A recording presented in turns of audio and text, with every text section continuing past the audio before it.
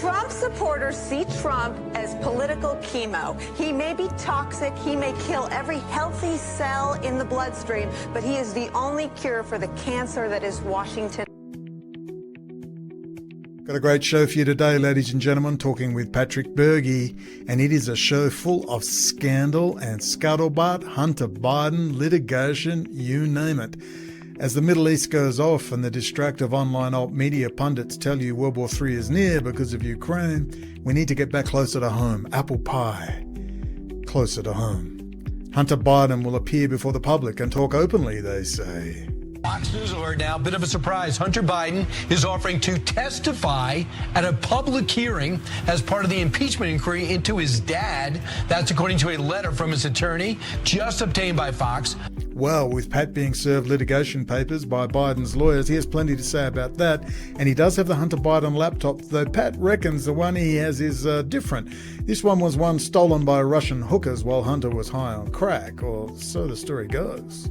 The New York Times knows this story, that Tory was the one who got the call girl to whisper sweet nothings in Hunter's ears about liberating himself by deliberately forgetting his computer somewhere.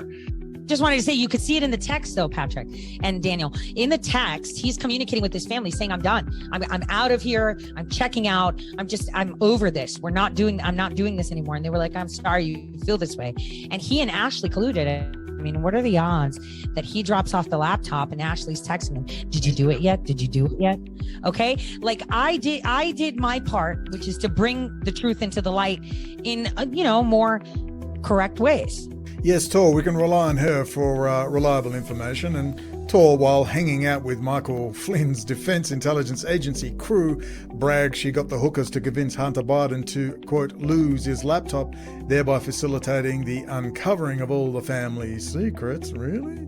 We talk about the relationship between Tor and Rudy Giuliani, Millie Weaver, and Millie's husband, Gavin Wince, a former employee of Lockheed, I believe. Gavin states he is a 33rd degree Mason and sent Pat pictures of himself 10 years earlier hanging with a French and Italian delegation of the Grand Orient Lodge of Masons. You know, nothing to see here, but it gets better. Patrice Boulard, up there in the photo, second from the back, mentioned by Millie Weaver's husband, is the former 2IC or second in charge of OTAN. Well, OTAN is the French acronym for NATO. That's NATO with an N, ends in an O. General Jim Jones, all that crowd, you know what I mean? And he's the 2IC at the French Grand Orient Lodge. Again, nothing to see here, is there, Gavin and Millie?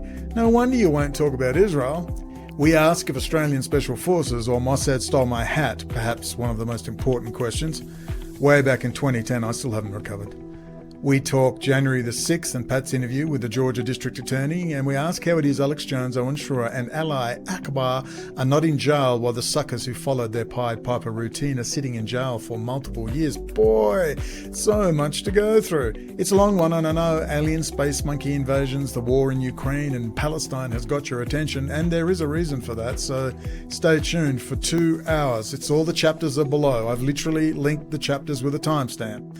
So, just know this, President Trump will never get back in as long as Michael Flynn, Roger Stone, Paul Manafort and Alex Jones are anywhere near him. So let's discuss all that and more. I'll give you the cheech to my chong, Patrick Bergy. Here as well to make sure. Could you just say something, my friend? Cheech and chong? Testing. 1, 2. That's it. That's it. Ladies and gentlemen, welcome, welcome, welcome. Today's date is the 13th of October, 2023. Tomorrow is the lunar moon and eclipse, and it's in Mars and Scorpio. It's almost like the gods of war are at war. We have a very special guest, Cheech and Chong. Sorry, not Cheech and Chong. We've got Patrick Bergy. It's been a long time, Pat. Perhaps a couple of slight misunderstandings, but I've always said how much I like Pat and if he dies tomorrow, I will make sure he is remembered for the one who exposed the relationship between General Jim Jones, head of NATO, Denology, Clear Force, and his son, also called Jim Jones, who is a friend, correct me if I'm wrong, Pat, of Roger Stone. And we want to show all the links when you appeared on Alex Jones. Privatized data analytic companies contracted to the US and Israeli intelligence community, such as Denology and General Jones, with whom Roger Stone had a close association. Explain it, because it doesn't hurt my feelings. Explain why you wouldn't come here first. I'm the pioneer of IIA, basically social media fake news. The last place that I'm going to go is a organization called Information Warfare, right? So our number one partner, and this is 2008, 2009, 2010, our number one partner. Hell, we were McCain's IT security company and social media company during the 2008 primary. We were replaced in a subprime shift with Paul Manafort and Roger Stone, right? So your partner is someone who was who is close personal friends to my boss, Jim Jones, his dad, General James Jones, and Dynology, the company I worked for, when I'm helping them make these flyers, didn't have any salespeople. And 3ED. But explain that to people, because I know that General Jones was involved consulting Trump early on. And I know he has some involvement because Stone goes around and works with all these groups. When it comes to this type of propaganda and cyber warfare. I would say probably General Jones, America, domestically, Israel, extremely powerful, right? But also directly tied to General Jones through Wikistrat and Joel Zamel, who I believe Wikistrat is actually WikiLeaks. I believe Psi Group is actually ISI, the name of our relational database. That's actually how we do it. And why do they keep Assange in jail when it didn't come from the Russians? It probably did come from General Jones. That's the word I was told back during the campaign. And then they tried to blame Roger and I can tell you, Roger did not have these high-level connections, you think. He couldn't even get the time of day from Julian Assange. But General Jones, I know, was involved at those levels from what I've seen. So those questions that you ask are all questions that I've been trying to get. Remember, Trump's like, I love WikiLeaks, release it all. And then he leaves Assange there. I don't like that. Now, he did the right thing, getting Roger clemency. Why do you think he's not helped Julian Assange? I don't know. These are all questions that I'm trying to get answers to, because I know all the people that were involved with the Shadownet are all directly involved in that. General Jones and Michael Hayden are on the board of directors of Wikistrat. Wikistrat was directly connected, is owned by Joel Zamel, Psi Group, Wikistrat. They were both tied to the Cambridge Analytica scandal, where Facebook again got fined $1 billion and then turned around and partnered with these subcontractors to Cambridge Analytica to restore election integrity worldwide, right? Go over IIA operations, and we can have a chinwag about the Middle East and other things. But we have to remind ourselves of the ever-increasing interactive internet activities. And here is the king. Ladies and gentlemen, I present to you, on my audio special effect applause button, Patrick Bergy. Thank you. Welcome. Well, thank you. Pat, I don't know if you can hear. You can't hear the clapping. Okay. Got a big audience here, 300 people. Oh, you got it. Is your clapping better than mine? No way. I'm going to go get better clapping. Australians think you're all that. Yeah, it's true. We think we're running the world, but there's only 25 million of us. We might want to remind ourselves of that. We're just jealous. We want to run the planet. With all that Nazi chanting in Australia. Jeez Louise. One of the worst and most visible displays of anti-Jewish hatred occurred in Sydney, Australia, where 1,000 pro-Palestinian protesters gathered outside the Opera House and shouted gas and F the Jews. It's important for us to show exactly what they're saying, because they're not even saying F the Israelis or F the Zionists. They're saying F the Jews. Listen to what they're saying. And that's what we've been arguing the whole time that this is about. This is not about, this is about their hatred towards Jews. Oh, gas the Jews or something they were calling. Gas the Jews. So it actually is true, because I just didn't even look at it. It's like, oh, I'm sure it's horse pucky. A couple of kids from Haben in Dror from the local Jewish community went down there, did the... You're a big fan of BB, aren't you? If I'm not mistaken. You know, it's complex. It's like, I've never hated anyone in my life, and they say that's shadow projection. He's arrogant. Murder my people. And the response from this body, the response from nearly every one of the governments represented here, has been absolutely nothing. Utter silence.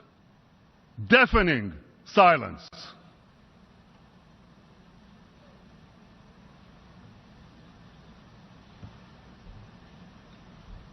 You want the facts? It's a size 10 shoe.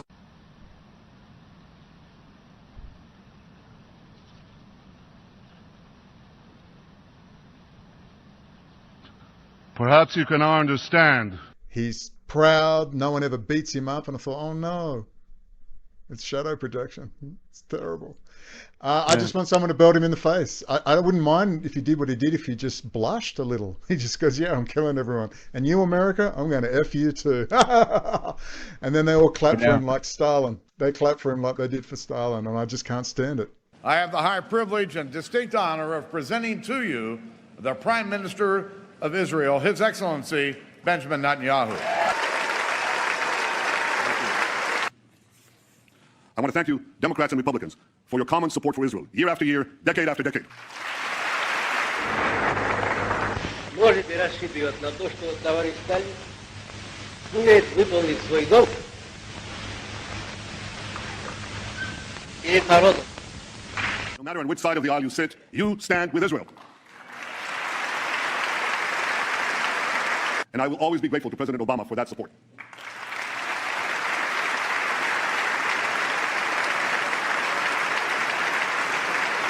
This Capitol Dome helped build our Iron Dome. We must all stand together to stop Iran's march of conquest, subjugation, and terror. Перед интеллигенцией.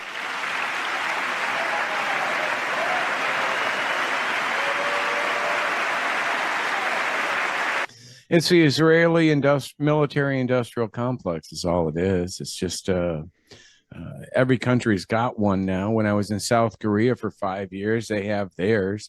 All their baseball games, they don't have baseball games after cities or anything like that. They're all named like the Samsung Tigers and shit like that.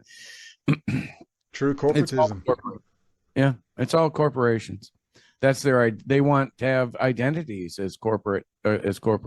So. And that's where it ends. They don't want individuals. What they want is groups, and you will join a group to get your rights. And that's the great danger. That is why the US Constitution, all flag waving and silly romanticism aside, is so vital. It enshrines the sanctity of the individual, as does many religious books, including my favorite religious book, Christian Bible. But whatever your particular religion, I'm sure there are differences, but with the sanctity of the individual. Perhaps never more so pushed hard, and I don't mean to be polarizing, but it's right there in that Bible, and it carries on through in the US Constitution. So you don't have to be religious to appreciate where this all came from. Well, that started before I got here. And the country's been running kind of okay, all things considered. They're like, oh, America's racism and everything. We didn't start slavery. We, figured it out pretty quickly. But, the world's been fucked up long before Americans got a hold of it. Hey, we should write a song. We didn't start the fire. No. It was always burning since the... Right? Mate, let's copyright that. I reckon that's a good tune. I think a Professor Tony, someone from Barbados, had something to say about the US slave trade, about who ran it. But but I mean, like, slavery existed before the US got a hold of it.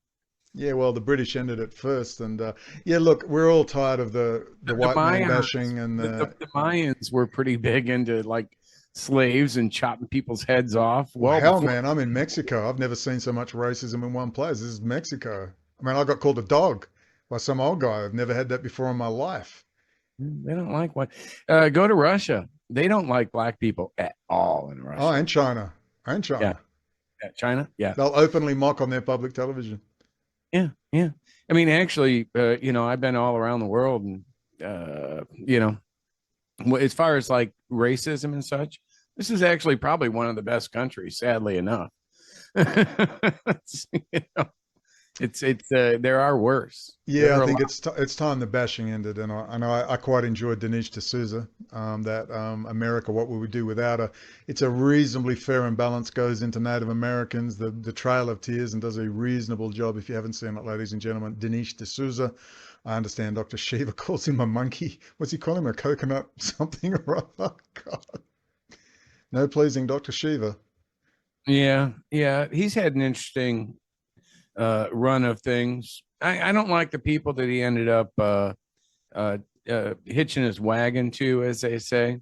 I'm not. Who is it? Tell me. I'm not up on it. Well, he went, full like the Flynn network, and I lost a lot of trust and confidence in the stuff that he was trying to put out when he tied him to Take Back America to a Clay Clark Flynn. Mm-hmm.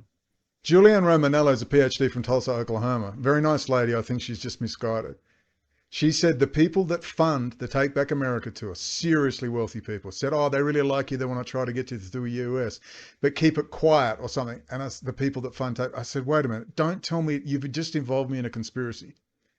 Don't tell me to keep quiet with the funders of Defense Intelligence Agency guy. We were grassroots all the way. If they want to give money, by all means, I take Bitcoin, gold, diamonds, silver, and gold teeth. Whatever you want to send me, but don't involve me in a conspiracy. Well, she said they don't trust Flynn or Clay Clark. And I said, then why the hell are they funding them? I had no idea Dr. Shiva was involved in that stuff. Probably goes back to IIA. I mean, why, when all things, Occam's razor, right? Why would they fund things that they know are jacked up? Well, because it fits a larger plan they have. Most of these plans fit really well or work with chaos, right? So that's how you have like your color revolutions and such. That's as much chaos as you can get, right? So, what's that called? BLM and Proud Boys here, is it? Yeah, it fits. So, but how's that working out? Not so much. BLM's bankrupt.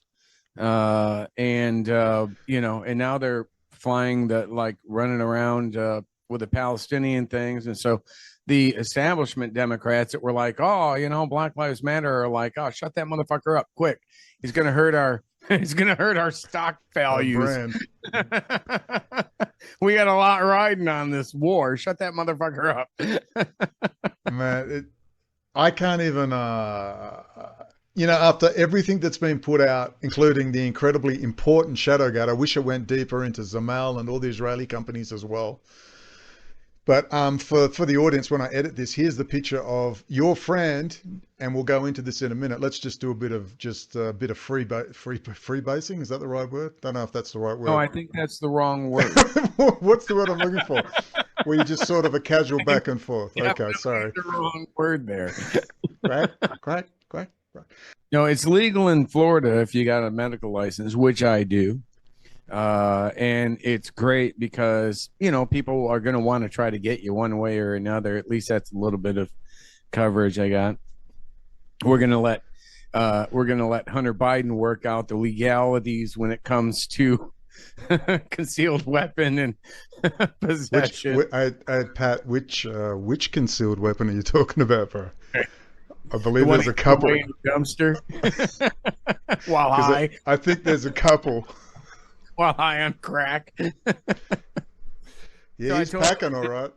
So did I tell? I don't know if we hadn't really just talked a long time. Did you hear that I had been served by Hunter Biden's attorney? No, I didn't hear this. Tell me more. Litigation hold notice, which I cooperated with him. Right, I'm like, sure, this no problem. Right, I imagine they were quite shocked.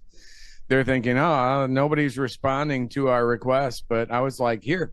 And by the way, you missed this, this, and this. They had to increase their folder capacity, their storage drive capacity with the shit I was sending them. But they don't want to hear the whole thing. They only want the part that burns Trump. They don't want the part about Hunter or anything like that. So, they sent another attorney. They kind of sicked another attorney after me. That guy Kevin Morris, who paid Hunter Biden's attorney like a couple $1 million of the IRS bill that he had. Hunter Biden has avoided even deeper trouble with the law in recent years thanks to the help of a friend and Hollywood lawyer. Kevin Morris paid off Hunter Biden's $2 million tax bill in 2020 as the president's son faced an investigation over his taxes. Hunter Biden had not paid taxes on millions of dollars of his income from foreign companies, including from the Ukrainian energy company Burisma. But Morris's support for Hunter Biden goes far beyond an assist with his tax bill. The Los Angeles lawyer has reportedly bought paintings from Hunter Biden as well. And Morris flies Hunter Biden around on his private jet, including on trips to Arkansas during Hunter Biden's child support lawsuit that was settled in June. Morris also flew Hunter Biden from LA on his private jet to the court hearing that saw the implosion of the Justice Department's plea deal. Their relationship appears to be even deeper than that. Morris was accused of flying to Serbia in 2021 to spy on the set of an unflattering documentary being made about Hunter Biden. Morris was said to have posed as a documentary maker investigating the Bidens in order to secretly record what the real Biden investigators were doing. And Morris is also one of Hunter Biden's defense lawyers, appearing beside the president's son in a Delaware court last month. Morris has caught the attention of House Republicans, who have asked questions about his tax payments. So far, however, Morris has not answered any questions. Sarah Bedford for the Washington Examiner. And this this guy who contacted me claimed he was a journalist with like Daily Wire or somebody. Then we ended up doing like a Signal chat, moved over to a Signal chat, and he had like a different name, like Stefano something. And I'm like, dude, you've got two. Who are you? You know? So I'm just playing along at this point. Come to find out, he was friends with Kevin Morris. He gave me Kevin Morris's cell number. They were offering me like a minimum of $10,000 for my for helping him out in my information. I'm like, dude, I give everything out online. You know, you think I'm holding back something that I could possibly trade out at this point for $10,000? So I'm confused. I'm confused. They're looking for stuff off the laptop. No, they wanted, I think they just wanted to set me up, have me take money, and then that would discredit me as a whistleblower. I don't, that's just my opinion. How much was it? You could have bought a few drones, I bet. Like 10,000. Oh, kind of insulting. If you're going to buy me off, Jesus. Yeah, try harder. But there's three or four Mavic 3 Pros, bro. Yeah, no, it's not going to happen. I actually took the information, the text messages and everything, and filed them with the same people at the DOJ that I had been spoken to earlier. In fact, the DOJ literally, what's his name? Garland. He, according to Abby Lowell's attorney, Garland contacted Abby Lowell about the affidavit I had sent the DOJ himself. But the DOJ never ever called me back about the affidavit that I had sent to them. That's kind of weird, wouldn't you say? So you've engaged a lawyer in all this? No. Well, kind of, sort of. But wait a minute. There's something you've missed here. The fact that they are replying to you means something. Normally they just throw it in the bins. They're actually replying to you. What are they worried about? What do they want? What do you mean? Well, I mean, I'm dead. You're all out of... Okay, 13 days cigarette free. We're going to be all right. Just tough it out, bro. Tough it out. Tough it out. I'm looking for my church. Have a coffee. I'm still the fact that they've replied. I mean, normally they just ignore you. That's why I thought you must have engaged a lawyer.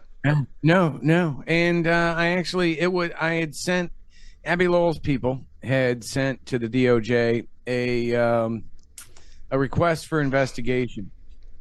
It was after. Whoa! What do you got? It's okay. My dog got like under the wheel of my chair or something. Ouch. So it was after they. You okay, baby? It was after they. Now I got a dog going. I'm sorry. No, so it was after they had filed that thing with the to the Department of Justice. When I say they, Abby Lowell's people, involving the store owner, the Mac store owner. They're in litigation with him, right?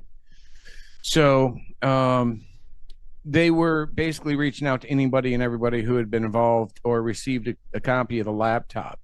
I had actually received a copy of the laptop a month before. I think it was a different copy than even what Rudy Giuliani had. In May, I received a copy, I think, of 2021 from Tori at her place in Ohio. But then we met up with Rudy at his place in New York in June of 2021, where he had like 5 different images. And he had rented out a room at the Marquee. Rudy, that's Rudy Giuliani, ladies and gentlemen. Giuliani, yeah. Rudy Giuliani. Is that the infamous photo of Tor, Gary, Gavin Wentz, Millie Weaver, and? Yeah. So Gavin, you didn't get in that picture. Yeah, Gavin and Millie. No, I wasn't there. Okay. I was actually being attacked by them, which was funny because you were making comments like I was somehow working with them. I was literally being attacked by them because I don't think so. The whole thing out. I think I was angry at you for quoting David Icke. I said you're too important to be associated with the Lizard Man, stuff like that. I don't know. I didn't even know who the fuck that was, dude. You think I'm like I just like saw and then reposted something interesting that somebody said. I couldn't tell you who the fuck he is. So it's like I'm like, really? People just assume things like, apparently I'm running the deep state according to Tory, a bunch of Torians. Who worked for John Brennan for 10 years? What's that? Who worked for John Brennan for 10 years? Tory claims she did, but she also claims she has a fucking time machine. So, JP, Johnny the paratrooper, the guy that's in the second, Johnny? 82nd Airborne guy who's in the second Shadow Gate, who worked for that law firm. Oh, okay. I didn't know. I just met him like the one day when he came out. I was recording my thing the same day that he came out and recorded it. He works for he worked for that. He was like a security guard for that. Yeah. And he saw, but he said, she's into time travel and all sorts of crap. And they started talking about aliens, and I just left. I don't know. Yeah. Well, okay. Wow, that explains a lot. Because that was the first time I ever met Tori. We met out there like on the 4th of July at Millie and Gavin's, and we had a great time. The fireworks and shit. Although it was COVID, it just shut most things down. But after Gavin does an interview with Tori, and I'm like, later on, I'm like, Gavin, she says she thinks she's got a fucking time machine, right? You know that. Does she? Maybe she does. How do we know? How do we know? Well, I think we know. I think we can know. Because you can look at the other things like the charges that she had for that she was found guilty by multiple judges of fraud, scamming a veterans homeless shelter in North Dakota. A number of things. You were aware of that. No, I know nothing. Are you fucking kidding me? Yeah, she owes like $20,000, $25,000 in fines. But I'm wondering why she got $25,000 in fines for like fraud and all these things and never did any time. I mean, that was the same time that her husband was getting sentenced for 45 years for molesting a 10-year-old girl. That guy, Patrick Bergy, he's been trashing my kid, Phoebe.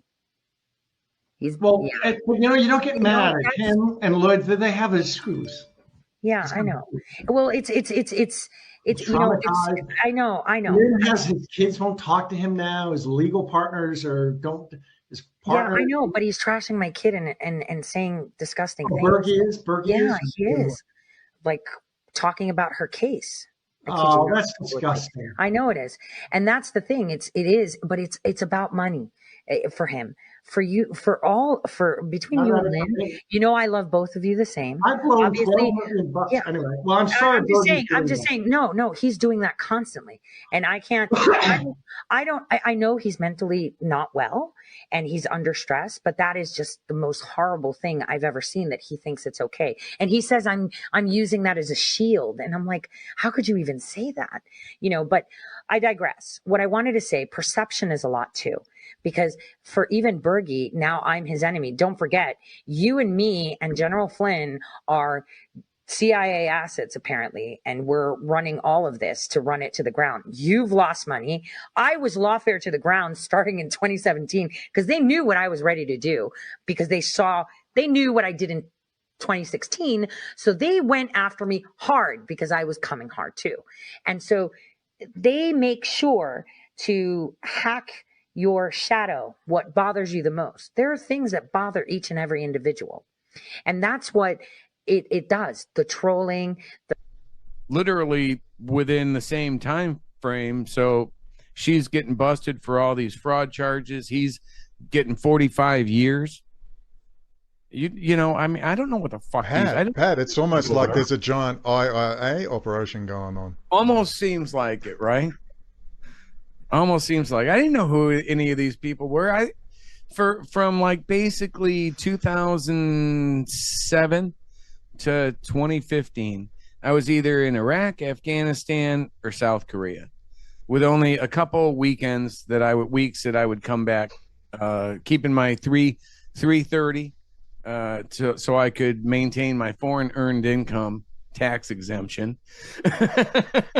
You had to have 330 days overseas, and you would continue. You wouldn't. First 100,000's tax free. That's cool. So I didn't know who these freaking people were, right? I had not a clue. And for the 5 years I was in South Korea, I had nothing to do with any IIA or anything like that. I was just doing knowledge management and content management for USFK J8. Transformation and relocation of USFK J8, sorry.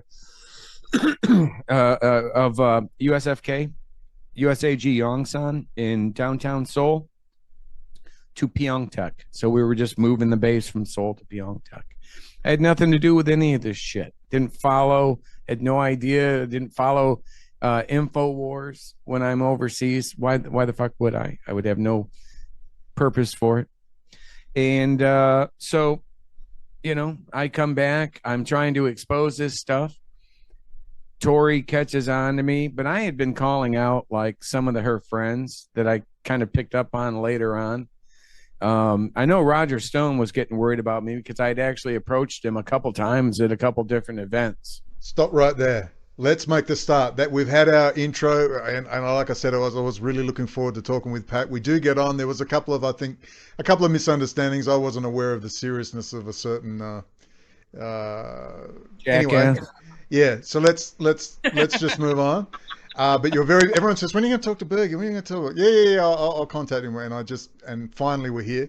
Pat, let's talk about IIA and this other stuff. One of the things I don't think people realize is, as much as I wish Shadowgate with Millie Weaver, Gavin Winton, yourself and others went deeper, it was still so vital to understand.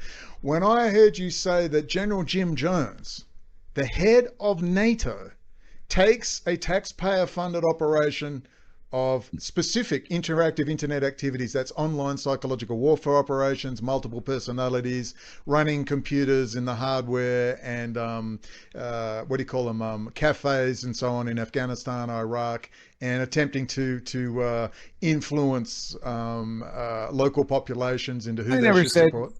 That gets into more than what I went into. Like, okay, but the point is, you were part of introducing that network into these places. You come back to America. I helped build the capabilities for IIA, which is public information. You can Google what the definition of IIA is. Right. And you come back to America and find there's General Jim Jones, after taking taxpayer-funded stuff, forms his own private company. Now he's a subcontractor in a lot of ways to the private sector and the US government. And his son, also called Jim Jones, is running the day-to-day operations of both Denology and ClearForce. Is that correct? Yes, sir. Yeah. And now ClearForce specifically does psychological profiling of people who are going for security jobs in both the private and public sector. And it was put in place as a direct result of Edward Snowden. Is that correct? Yeah. And you can verify it by going to clearforce.com. Yeah, it says right there. They tell you who they are. The only thing that I add is that it was developed as the core of it was based on work that we had done and developed in Iraq on in developing the capabilities for IIA. So like the core of that application is kind of built on that. And it was built by the same developers at Dynology. And then they built the ClearForce application and then turned it into a company called ClearForce Corporation. Would you call Dynology a little bit like Stratfor, something like that? Or are they the same as ClearForce or slightly different? Stratfor's like a larger, company. Dynology is just at the most, when I was working for them, we only had maybe 15 people, and maybe 8 of them were Jones's family members, wives, brothers. Keeping it in the family. It was all family, yes. Now his son, what you stated on, and I will cut to that in editing, you said there with Alex Jones. Now Millie Weaver, now in my recollection on Monday, Alex Jones said, Millie Weaver, I don't know what's wrong with her, she's bad-mouthing Trump, almost those exact words. Mm-hmm. And then on the Friday, as you're releasing Shadowgate, or she is, they go and arrest her. Was it a Friday or a Thursday or a Wednesday? They arrested her on the 14th, on Friday. Right, and by Saturday, you were in Alex Jones's military equipment studio. That within about an hour of Millie's arrest, I was at a hotel right across the street. In fact, Millie and Gavin had paid for the hotel room because I was going to leave like days earlier, and they were paying for it to keep me there, saying, we're just about done. I wanted to have a private conversation with Alex Jones because I wanted to talk to him about Roger Stone, right? I didn't want to do it on air. In fact, I was like, the only reason that I did end up agreeing to do it on air is because I felt kind of like, because Millie said, he's helping to fund he does this for us. He's putting this together. He didn't know what it was about, but, he pays for Millie and them. And she's like, listen, we're doing this. It would just be great. Would you go on and do the show? So I'm like, yeah, but I don't, that wasn't my goal, right? My goal was to have a private, offline conversation with Alex Jones about the information that I had asked Roger Stone to get to him, which I doubt he ever got to him with, and to talk to him about some of the things that I felt was going on as was related to Roger Stone, Paul Manafort. That all blew up. With Millie's arrest. I freaked out, went across the street, like literally, got on my Harley, drove across the street. I wasn't sure exactly what door they were at, so I just started knocking on doors. I knew the building, but not the door. And then this Filipino security guard came out, and I told him who I was, and came back, and then they invited me in, but then they made me secure my weapon. They made me turn my weapon over at the. I'm like, really? Fucking InfoWars. You guys are all about the Second Amendment. You're gonna make me surrender my weapon when I come in here? Are you kidding me? Okay. You might have mistaken Alex for a pig and gone hunting or something accidentally and said, shit, sorry, I didn't know you had wild boars in here. All right. So, but and everybody was freaking out because Millie had just been arrested. Tori was on live when I got there. I sat in his green room for about maybe 10, 15 minutes, I think. He came in there and talked to me for about 30 seconds or so. Then then I was brought out there. They put a mic on me, and they kept telling me, talk to the camera, don't talk to Alex Jones. But I'm like, if I can just drove across the country on my Harley to talk to Alex Jones, not a fucking camera. So I kept my, I'll be like, I hardly ever looked at the camera, but they kept saying, look at the camera, look at the camera. You're more believable if you look at the camera. But I'm like, but I'm like, really? Are you fucking kidding me? You're either going to believe me or not, whether or not I look at the camera, right? So there you go. But for you, it's sort of, as soon as I heard it, I went, what? General Jim Jones, the former head of NATO, a Marine, part of psychological warfare, who Robert David Steele, I might add, was over there working with NATO, Marine Corps, and the CIA, and his daughter, Beth Ann Steele, is PR in the FBI. And he's good buddies with Roger Stone. You got Roger Stone, correct me if I'm wrong, so I'm not putting words in your mouth, is good friends with Jim Jones Jr., the son. Is that correct? I went up to Roger Stone at an event he was speaking at that we were providing security for with Bikers for Trump or Bikers 45. I can't remember if we had switched yet or not. And I was there with George Colella, the founder, one of the co-founders of Bikers for Trump. He's called him the Godfather. And I was there with George. And it was over in Clearwater. And Roger Stone sat at our table. So it was myself, George, Roger Stone. I got the whole thing on video. And the parents of the guy that said, "Let's roll" on 9/11, they were there at our table. And I asked Roger Stone, I said, "Hey, so did you ever were you friends, or did you ever meet General Jones?" I said, yeah, I worked for General Jones, Jim Jones, for his son Jim Jones for years with Dynasty. Are you familiar with that? He's like, yeah. And he said at the time he had just met with them or spoke with them or had dinner with them or something, saw them or something about 2 weeks earlier. We were replaced in a subprime shift with Paul Manafort and Roger Stone, right? So your partner is someone who was who is close personal friends to my boss, Jim Jones, his dad, General James Jones, and Dynology, the company I worked for, when I'm helping them make these flyers, didn't have any salespeople. And 3ED. But explain that to people, because I know that General Jones was involved consulting Trump early on. Mm-hmm. I know he has some involvement because Stone goes around and works with all these groups.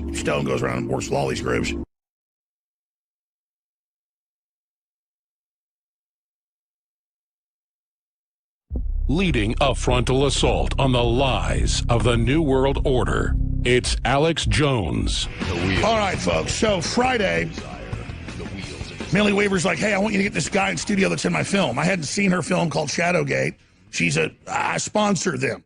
So when I say they're a contractor, I'm not distancing myself from them. They do their own thing. I mean, I might talk to Millie once a week, or she sends me an article. I send her articles that I'd like her to tweet out. And I think she does a great job. I like Millie. I've known Millie 8 years.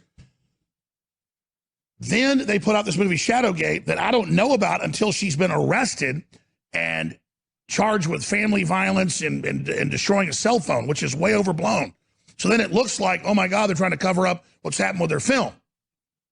And then the last thing she said is, "This guy's in town. He's in my film. He wants to be on." So the guy's at the door. He comes in and he goes, "Yeah." And so I've got him here in studio and I go, "Okay, who runs it?" And during the break, he goes, "Roger Stone." I go, "Sorry, Roger Stone can't hardly make his Skype work." Now, as should be plainly obvious, Patrick Bergy said no such thing about Roger Stone, that he is running everything. But this is Alex Jones, and the fat pig is in a major damage control, and he is scared. I guess the rumours that Roger Stone has film of Jones dancing in a clown suit with small children might be true, as Roger manages to extort money from Alex Jones regularly, because, that's what Roger Stone does. Patrick Bergy stated plainly that Roger Stone knows well Jim Jones Jr., the son of General Jim Jones, founder of Dynasty and Clearforce, and that Roger Stone's longtime friend Paul Manafort was doing business with Jim Jones via his company 3EDC LLC. And, Paul Manafort even has a loose relationship with Nathaniel Rothschild and Oleg Deripaska, but that's in the Mueller Report. Maybe you should look it up. I'm not sure why Alex Jones had trouble with the basic narrative that Patrick Bergy stated. But then, again, it's damage control. In the end, Roger Stone goes to great lengths to say he has never met General Jim Jones. Maybe he hasn't, but he sure as hell knows the General's son and day-to-day manager of Dynasty and Clearforce, Jim Jones Jr. Now, I like Roger, but he's about as technical as I am. He works with Manafort and General Jones. I go, he hadn't worked for Manafort in 20 plus years. I said, I know. I was trying to get him to get Manafort on during the campaign. He said, well, I talked to him every once in a while. We're still friends, but I haven't done business with him in decades. So we're not attacking the film, and I want to get her out of jail. And we got Tori, who's her friend in the film, very nice lady who's been on before and exposed election fraud in Kentucky. We're going to have him on. But, you know, when you're in a film and the guy's there and he goes, yeah, your partner, Roger Stone, he runs it all. So, Roger, you hadn't let me in on the secret here. But then I said this morning, talking to some of these folks, I said, I want to see him with General Jones. I want to see him with Hayden. I want to see him running ShadowNet. It's not true. So we're not attacking the film. It's a small part of it. But, I mean, my God, Roger, I didn't know you ran everything. Tell me about it. Yeah, no, look, Alex, I get blamed when it rains. When it rains, oh, that's Roger Stone. Let's be very clear. I like Millie. I've always had a good relationship with Millie. I think she's a great reporter. This fellow, Patrick Bergy, approached me several times regarding this story, which I can tell you nothing about. Yes, I was partners with Paul Manafort 30 years ago. I haven't done business with he or Rick Davis in 30 years. The allegation is that Paul Manafort, Rick Davis, and John McCain were somehow investors in some surveillance tool that Bergy knows about. You know, that even may be true, but it has nothing to do with me. To say that I'm manipulating surveillance for the deep state, I would suggest to you that the experience I've just been through kind of disproves all of that. So Patrick Bergy seemed like a good guy to me. He had an intelligence background. He seemed like a patriot, but in this case, he's barking up the wrong tree. This is McCarthyite type association. Sure, I know Manafort. I recommended him to run the convention. Why? Because he's the best single national Republican convention operative. And he got rewarded with prison. I love this whole Q-list type deal where it's all these shadowy groups connected to Brennan, and we just listen to them because they're wearing a leather jacket with 45 on it. We're like, oh God, you came off the street. And then meanwhile, oh, Alex Jones, Roger Stone, even Trump, they're all bad. But we're good. And again, I'm not even attacking the film. It does some good work in it. It's just to not see something and then learn, hey, your partner runs it all. Well, that's asinine, Roger. I've never had something make me think I'm in an alternate dimension like this. This has done it. Millie's a good person, a good mom, okay? She's got 2 children. They grabbed her. The CPS is trying to take her kids at 10 a.m. tomorrow.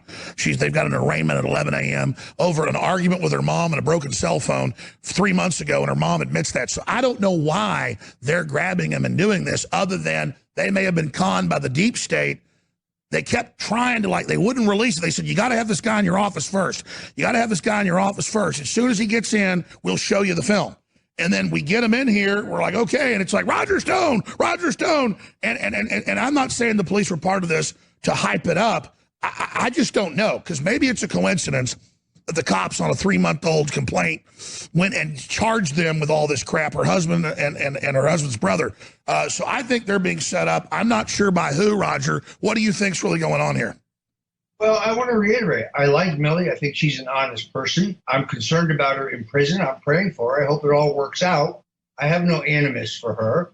I think perhaps she and her husband bought into some incorrect information.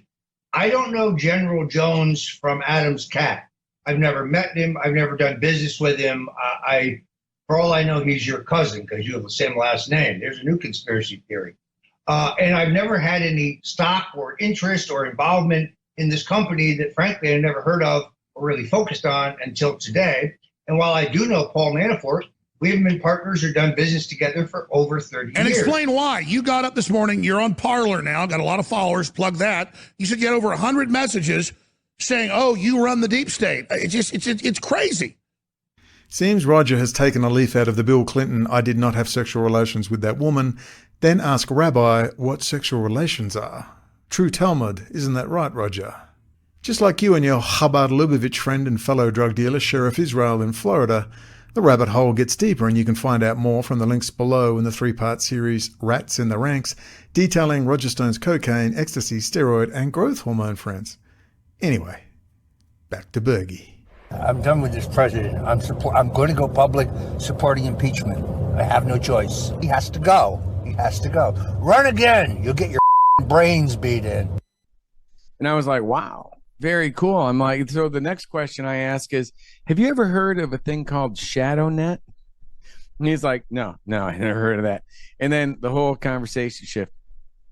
So when April 25th of 2020, just a few days, Tori had first engaged me, I think around the 15th, on 4/20 of 2020, an easy day to remember. Gavin and Millie had reached out to me by text message for the first time, asking me if I would come and speak, tell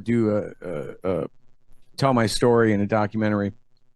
And so 5 days after that, Tori did an interview with Roger Stone. And I had heard she was doing an interview with Roger Stone. So I'm like, actually, it was 2 days. It was on the 22nd. And I said, Tori, ask him, when you have him on air, ask him about General Jones and Jim Jones. Would you please? Because he told me this at in front of our table. I want him to say it in front of the world. And she wouldn't. You'd listen to the whole damn thing. She brought up, she even brought up Hayden. And she brought up like IIA type stuff, but wouldn't bring up Jones. And so I'm thinking Tori was probably working with Stone at that time. I think probably Stone maybe even put her on me. Jesus, that sounds just awful. Tori was pretty hot when she was younger, actually. I thought, well, oh Jesus, that'd be hard. Maybe it's that I'm thinking she's got the little hat on, like what's her name out of A Few Good Men? What's her name? I don't know. All I can picture her is last time I saw her she was about 4'11", 300 plus pounds. So only. No, yeah. So watch out in Texas, they do a lot of boar hunting. That was my only thought. Jesus Christ, they don't like me. What, 10 grand and that's somebody off. Hey, I get models. I put out I wanted a Victoria's Secrets model who could edit, and lo and behold, who should turn up? Fucked up. I gave all the info out. Dumbass. Damn it. So, but that was weird, right? So, and all I can do is I can take and I can put these little things together, these little pieces together over retrospectively, some good decisions, some bad decisions, and do the best that I can to come up with this stuff. That said, if anybody thinks that my desire to find out what happened with the arrest of Millie Weaver, the burying of Shadowgate by all mainstream media, literally a documentary that was exposing the partnership between our government and the weaponization of social media by our government, right? Now, the one person, now you would say, oh, wow, Bergy, why don't you go and testify before the weaponization of government subcommittee with Jim Jordan? Hell, he's Millie Weaver's congressman, right? Or like in that area, right? Senator or congressman, in that area, right? In Ohio. Nope. Because Matt Gaetz sits on it, and because Matt Gaetz has been covering up for Stone since day one. He ran from me the day that when Millie was still in jail, and I walked up to him in front of Congress. Matt, Congressman Gaetz, Bergy, you remember me? I mean, I had met him at DeSantis's at the inauguration for DeSantis. I was VIP there with Born to Riot for 45. All right, I'm sorry, my brother. We've only got 1 minute. Let me try and upgrade to pro, ladies and gentlemen. Give us 1 second. Don't look. Do not look, because I'm going to use my credit card. I'm grabbing a cable. Do it. There's interviews with people that have left and said the guy's a retard. By the way, I'm not fucking sitting here. I hate it when that happens. Do you ever don't you hate it how sometimes you end up like defending people that you hate or that you don't like? That would be my situation right there. I'm like playing devil. I'm defending Musk, but I'm not a fan of his behavior. I think his behavior has been really bad. I actually flew out to Twitter HQ back in January. I met with executives at Twitter. This was right after the Twitter 8 files exposed what was happening with the military and the government. Literally, the people I was calling out, the same individuals, Atlanta Council, the same people I worked with over at CENTCOM.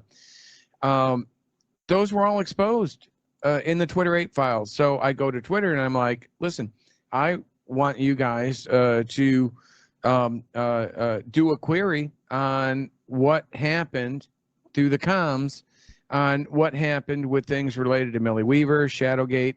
I believe that Shadowgate had been shadow banned, had been suppressed. I believe it was done at the request of somebody in the government. And whether or not that's true, I don't know. But I have a lot of evidence to support it, largely because it was banned across all major platforms in a way that really only could have been done as described in the Twitter 8 files, right? So, I mean, you can't just have all those platforms work together to take something down in a matter of a couple days. That certainly wasn't, you know, Tory's shit was bullshit. I get that, but how'd they know who the fuck she was that quick?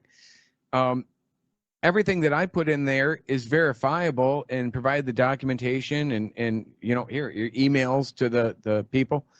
It's all verifiable. For them to be able to take that down that quick, bury the arrest of an American journalist, and I don't care what Millie was up to. Maybe she was guilty of these things. I don't know. I want to find out, because I found out later on that Millie's the one that actually had it, even though she said she was going to investigate it and, you know, she was going to get to the bottom of who had her brother and husband arrested. She ended up inherently having the stuff was sealed at her request. And she's never clearly ever investigated it, but she did end up going and getting inserted with like Patrick Byrne. How can anyone not see through Patrick Byrne? He's like fled the country now. I got high with him at Trump International at his presidential suite. And that was just before the big thing, the big rally on the 12th. We helped him write the speech that he gave out there.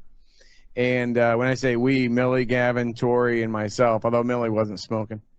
And so, and of course, these are all the things that I think were missing from the Georgia thing. Now, the Fulton County, Georgia people, it kind of seems to me like they just want to get Trump. That's their thing. We want to get Trump. This is political. We want to hurt him. He's a threat. He's like neck and neck with Biden, which, Jesus, Biden, this guy's under like 91 indictments and you're not beating him, right? So, you know, what are they going to do? They've tried everything and he's still not. So you know, I'm like, okay, you're going after all of these people, but you're leaving out the actual people that were putting the misinformation and disinformation to Rudy Giuliani, who was then spreading it to Paolo Zampoli and Trump's wife, or to you know, through all of these different mediums to try to get this misinformation and disinformation to Trump. And so that's, you know, if you're going to go after these other people, and by the way, in my part of my argument is that like everybody was trying and failing to get the misinformation and disinformation through to Trump, right? You'll see Patrick Byrne whining about it, Alex Jones whining about it. All these people were whining about not being able to get information through to Trump. But they were trying really hard. They were getting it out far enough, right? They were getting it out enough to where they could start grifting off it from their supporters. Yeah, but why don't they expose Flynn? What, you know, when you're a general, lieutenant general in charge of the Defense Intelligence Agency, you're a little bit hooked in, correct? You're just a little bit hooked in. Wasn't he fired by 2 presidents? Well, 1. 2. But how stupid can he be? I mean, he was fired by Obama. Yeah. And he was technically by Trump, although I think he resigned. He was fired. Well, it's weird. Like, they asked him, did you discuss certain things with Lavrov, the foreign minister? And he goes, no, I never discussed that. Why? Why would he say that? He could, all he had to do was say, yeah, I did, probably shouldn't have, but too bad, I don't really care. But yeah, probably shouldn't have. And that would have been it. Yes. Why would you lie about something like that? Why? But they were also at that same time, Flynn was in meetings with Khashoggi. Why is Khashoggi even around still? He's not around. Well, you mean like the name? Because he's been departed for quite a while. He was carried out, if I'm not mistaken, in pieces in nice Louis Vuitton luggage from. Sorry, that Khashoggi. You mean in the Turkish embassy? Yeah, he's not around much. He's around. Yeah, that's pretty gross. Like they said they were cooking meat. I hope they weren't. Tastes like meat. Yeah, I mean, I've watched a few docos on it. It's pretty great.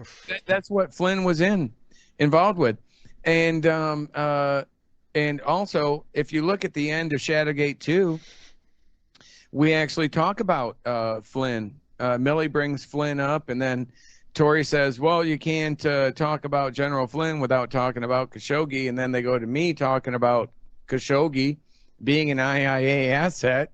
It was all because of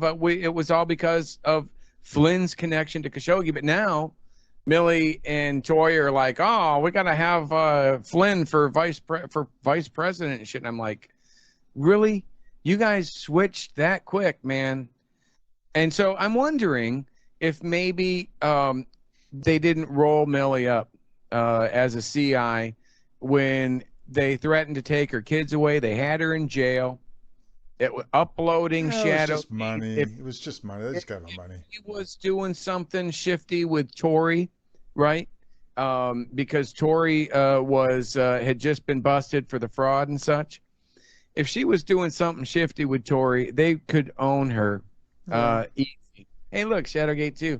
If they were doing something shifty, they would own her on that. So, and then she ends up getting involved all the way up to like Byrne, Rudy Giuliani. Nothing from like around the 7th or 8th, maybe the 9th of January. Nothing went to Rudy without going through Milley. Did you know that? Nothing. At the Willard. Could you bring your camera down a bit? Just so you're more in the...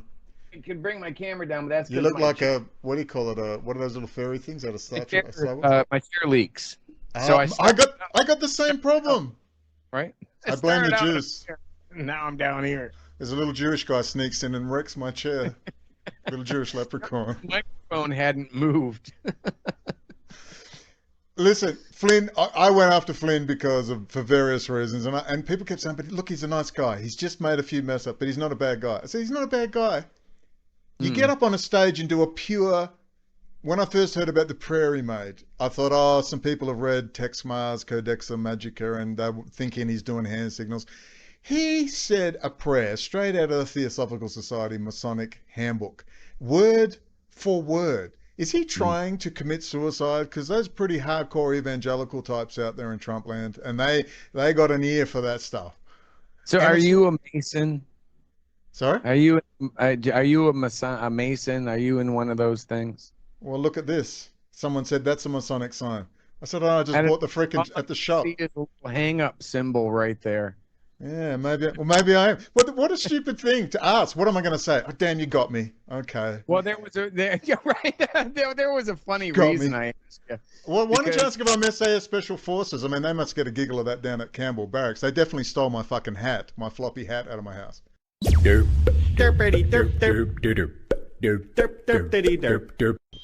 Now, don't let these blustery conditions fool you. For any activist out there, out on the streets, being damn racist, homicidal, or anyone else for that matter, any national socialist who wants to base their various policies on some vague eugenics program, when you're out there in the blazing sun of Australia, and believe me, don't let this cloudy weather fool you, we're coming into our summer, it's going to be a stinker. guaranteed. You need a hat. So I'm off today to get a hat. It's a much underrated and under-discussed problem, particularly in Australia where the heat and the sun are very fierce. Now we're going to go out, we're going to get a hat, probably from a surf store. We'll be charged around $25 for something that costs $1 to make in a Chinese slave labour camp. I've decided to head back to the cloth hat. I've gotten over the grief of having lost my blue floppy hat, a very trying time for myself, stolen, God knows where, held captive in Tel Aviv, being interrogated, hats being bleached as we speak in a tumble dryer in an apartment in Tel Aviv. We don't know. Perhaps at Campbell Barracks in the officers' mess. We don't know. God will reveal one day. Great mystery that it is. But I'm going to go get a new hat. Get back out in the street. Got to have the Belltower boy. You've got to have your sunnies in your hat. Okay, this is a it's my look. So we'll get out there on the streets with a new hat. You know, hat selection is a scientific. The blue hat can never be replaced, so I'm going to get a white one. I think it's a white hat. You must have a hat. The summer conditions are hell here. Always have a hat.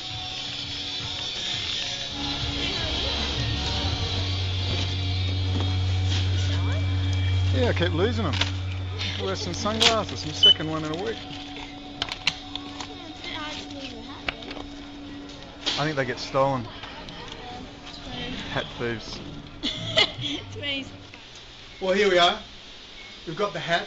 White. Blue is always my first colour, but through fate or divine providence it was decreed that I should get a white hat. White hats need to be worn in fairly quickly. Nothing looks more dorky than a very new looking white hat. Of course the summer sun will age this hat rather quickly, but let's give it a bit of a boost. Let's get it in the washing machine. And we'll give that a good going over, get it cranking, get that hat out there hanging in the blazing sun, get a bit of age into it, get your look happening, and of course the practical application to keep your skin smooth. You know, worst thing for your skin, as Joan Collins always said, the collagen destroyed by the UV rays, and you know, you've got to look your best. If you're out there being an activist, you've got to look your best. You don't want to look like a scraggly old hag. A little bit of a tan's fine, but not too much like a red beetroot. Hat care. Underrated, under-discussed, but nonetheless very important. This is the Belltower boy, Brendan O'Connell, reporting from Perth, Western Australia. Gavin sent me a picture. This is one of the last times I stopped really dealing with him after he sent me that picture of him in front of this guy who was apparently the head of the Masons. Send it to me. And OTAN. And he sends me a picture of him standing in a group with them, legit, about 10 years earlier. And Patrice Massard or something like that. Patrice Ballard. He said, the guy's dead now, so I can talk about it kind of, but keep this quiet. It's in my book now. But because, it's listen, what are you doing? Representing yourself is one thing. And then, behind the scenes, you're showing pictures of being fucking a 33rd degree time mason. Or they time travel on the 33rd. Time mason. All right. So, how do you handle that? That's when shit really starts going south. The difference in America is every man and his dog's in a lodge. Every man and his dog. So that's why I jokingly said, I just need to ask, are you a Mason? Because I don't want to get pictures from you a couple months later. I'm a Jesuit. I'm a fucking Jesuit, dude. With the Grand Poobah or whatever the fuck. I'm with the Pope Francis. He complains about the Masons being in the Knights of Malta. Dude, a very wise British paratrooper once told me, Brendan, never join anything. No one's ever offered me directly, but I was going to hang out with Colonel SAS retired James McMahon. I was invited out with Tony Abbott, our former Jesuit Prime Minister, who's hanging there with very interesting people. I was invited out for beers over the phone. I would have gone. I actually liked them. They were fighting a lot of corruption. I think we need to get... Look, I'm the sort of person, I just tell you to your effing face. Go fuck yourself. Yes or no. I belong to nothing. People seem to think I am, and that's okay because you don't know me. My sister keeps me informed of the latest theories, and she thinks it's a hoot. All my friends back in Perth, I'm pretty well known there. I lived there nearly my whole life since I was 13. And I'm an ordinary person. I'm a registered nurse. So maybe I'm in the sisterhood, bro. Maybe I'm in a secret female cult. How do you know I'm not transgender? Huh? I was Future Farmer of America. That's the only group Not Rotary. Membership, Associated man. with Rotary. Oh my God. Yeah. Actually, Oh my I was God. a member of the Greater Rosarian, the Grand Rapids Area Rosarian Society about 30 years ago. So What's you all know, over? It's all over, bro. You've been exposed. Exposed. farm boy. Bergy exposed. Every man and his dog's in a lodge. I don't even take it seriously. I've had Masons contact me. We are not associated with the Jews. We're around before the Jews. If you commit a crime, you're kicked out of our lodge. It's not true. Look, Masonry at its core is sacred mathematics. That's it. It's not a hideout for pedophiles and organized criminals. It was in a place, it goes way back to the pyramids and all that stuff. But when the Catholic Church was running around, it got really energized because people said, we don't want your superstition. And it became they were being persecuted, so they got all their secret stuff happening. All right, it's sacred mathematics. If you want to get down to it, it's all about UFO theology. They believe God is an alien and a high technology alien.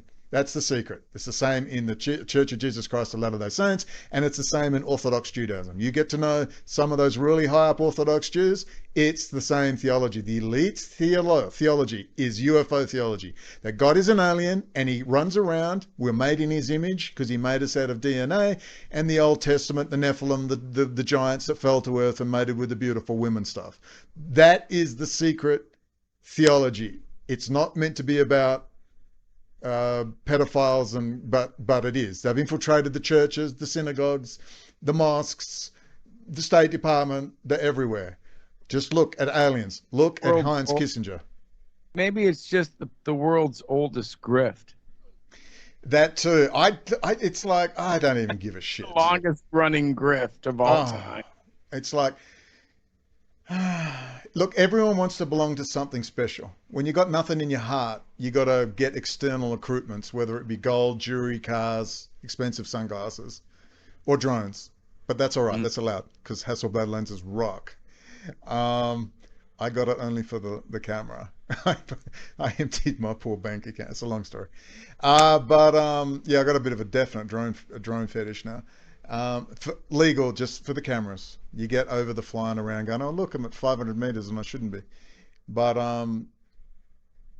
I just want to get over the secret society stuff and just look at what people are doing and stop getting involved in Hollywood.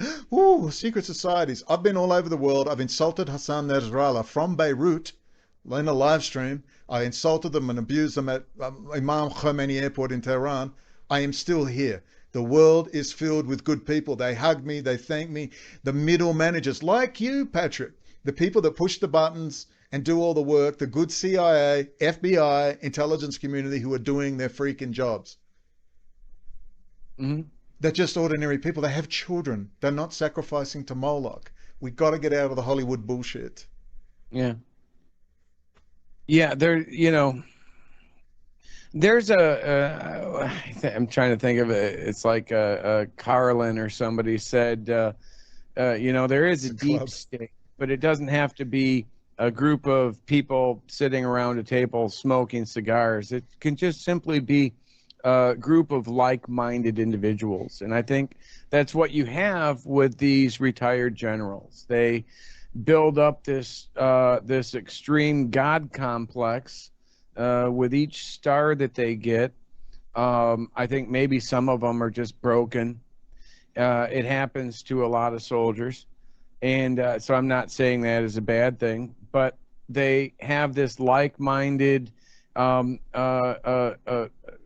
when they get out, they're no longer wearing the uniform, but hey, we're owed this. And so we launch these companies. We use the knowledge and the technology that we acquired while in uniform, while carrying that sacred trust that Americans gave us, and now we're profiting off it. And I can't, it's like I can't trust anything. I can't trust anything. People are like, oh, Bergy, are you, for the Israelis or the Palestinians? I'm like, who the fuck? No, it's not. This isn't about the Israelis and the Palestinians. This is about the military-industrial complex trying to sell more fucking bombs. They're running out of wars. Trump ran them out for a couple, like 4 years. They were really hurting. Well, let's just talk about that for a second. I mean, we're ranging far and wide, but I actually prefer it. It's kind of like sitting at the bar. All I need is a Jack Daniels and Diet Coke, healthy Dick Cheney aspartame Diet Coke. And I don't think, listen, when Trump first started, I wanted him dead. I couldn't stand him. I couldn't stand the other side. But if there's one thing I watched him by 2018, he pulled up Lockheed and dragged Marilyn Houston out in front of the public and said, "Are you going to lose any more technology?" "No, Mr. President." He totally humiliated her, and then he fired her. Said she retired. No, she was fired. Marilyn Houston, the head of Lockheed. Well, thank you very much, everybody.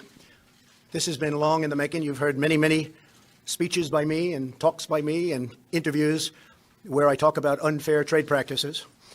The leading woman's business executive in this country, according to many. And we buy billions and billions of dollars worth of that beautiful F-35.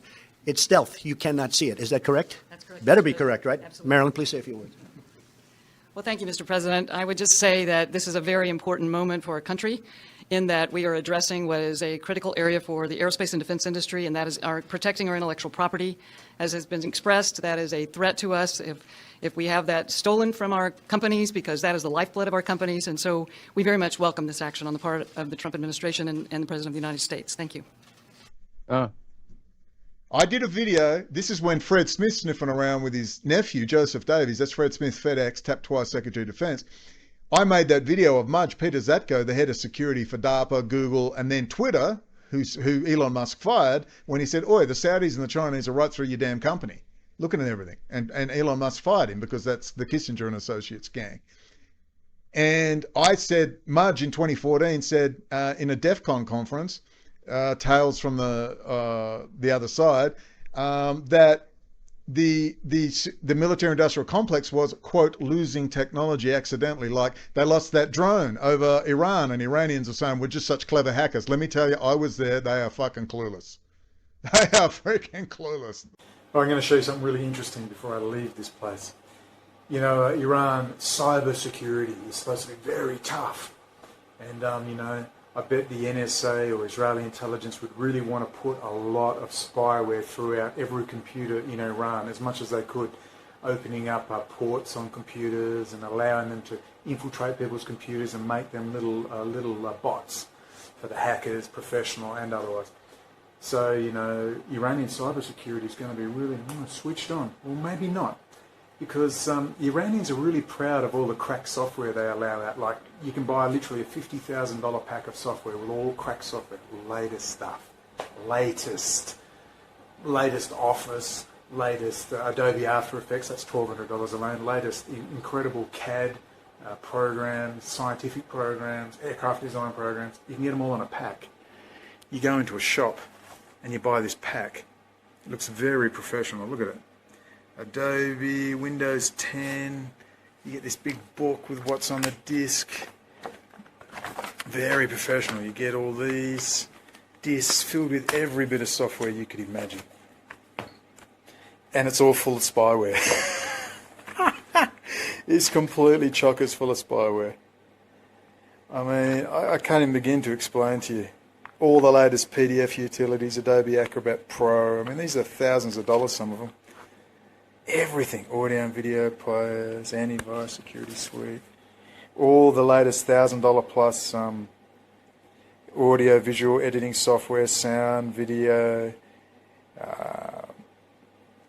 you name it. And they sell it in the stores for like, literally it's like $10 Australian, and it's full of spyware. Totally full of spyware. I couldn't believe it. Good on you, Iranian cybersecurity. You're really on the ball. I don't mean to insult the Iranians, lovely people. It was a privilege to be there. They know nothing. It's horsepucky. They did a pretty good job reverse engineering Stuxnet, using it on Aramco. No, that code was written by Russia. Who wrote the code in the first place over in Israel? That was freaking. That was Iran reverse engineering it from their systems, and that's they used it on. Pat, they couldn't reverse engineer my asshole.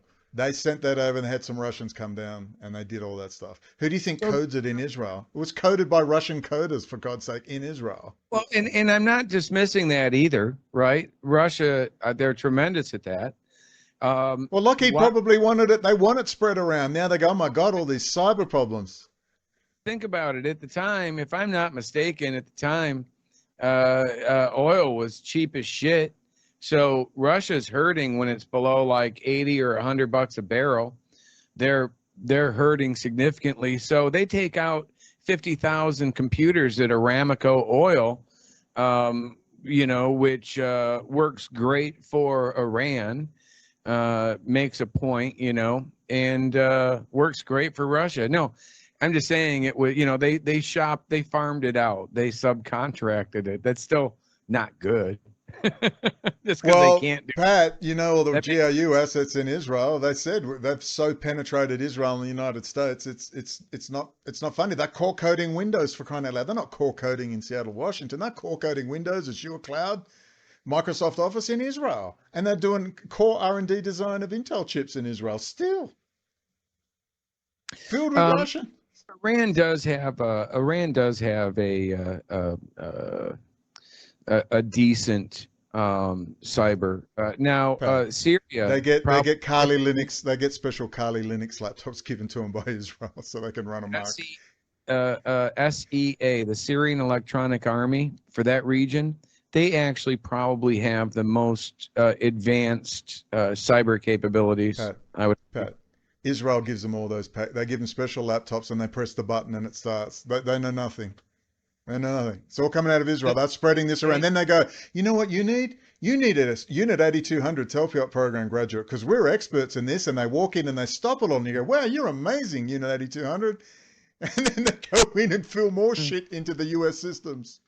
No, you're not going to get any argument from me that they get a lot of their tech from Israel. Oh, Israel's spreading it around. They're giving it to these places. They go, look at all this chaos. You need a Unit 8200 person to fix your computers for you.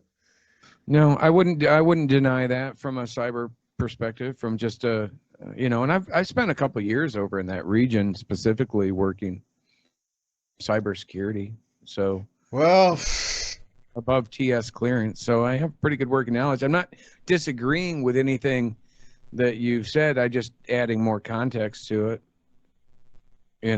Not at all. Look, that network of the financial networks, they come in and say, look, we've got these special laptops and it's all good, and our special engineers, all comes from Israel. They're running the whole damn network. It's a brilliant system. But this is why, for people who said, Brendan, why are you pro-Trump? It's not that I'm pro-Trump. He did things with Mike Pompeo and Jim Mattis when he was there, right, that were seriously good. He went after the military-industrial complex and told them to stop losing technology to the enemies of America. That was unheard of. No one had ever done that before. Donald Trump did that.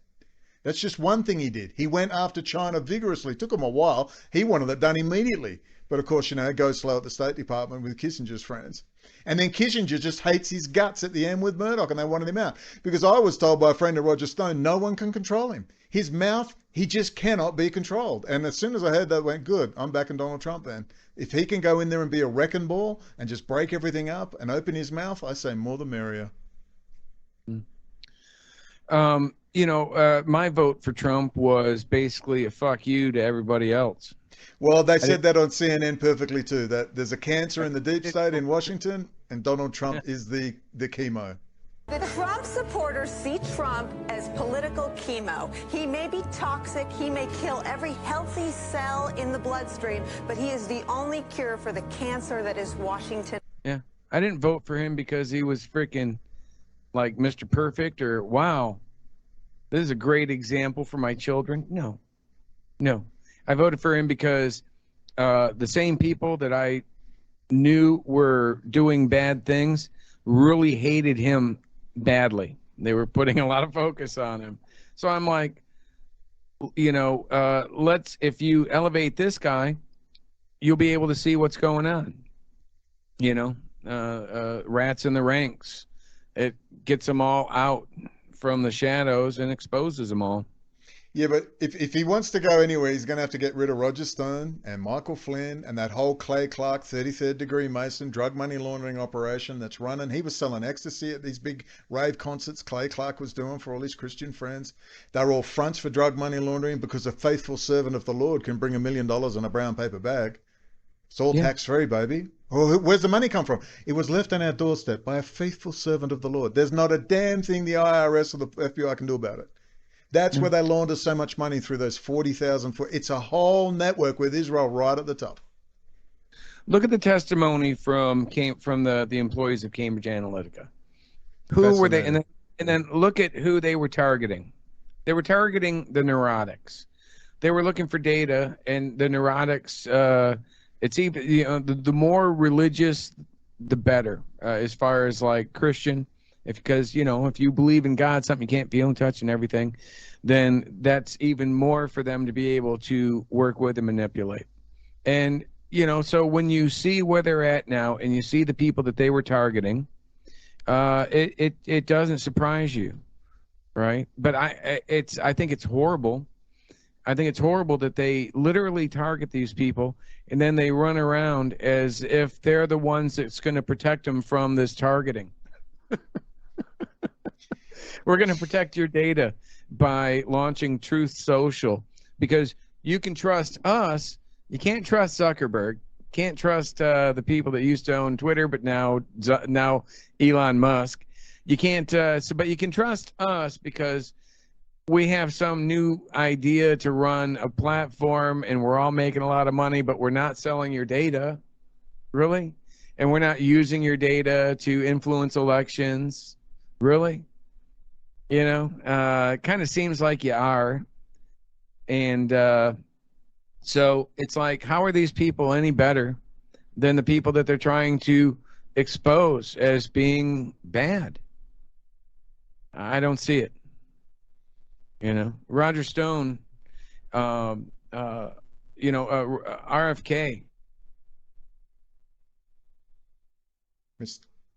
Hello? You dropped out. I don't know. I was just talking. Who are we going to blame?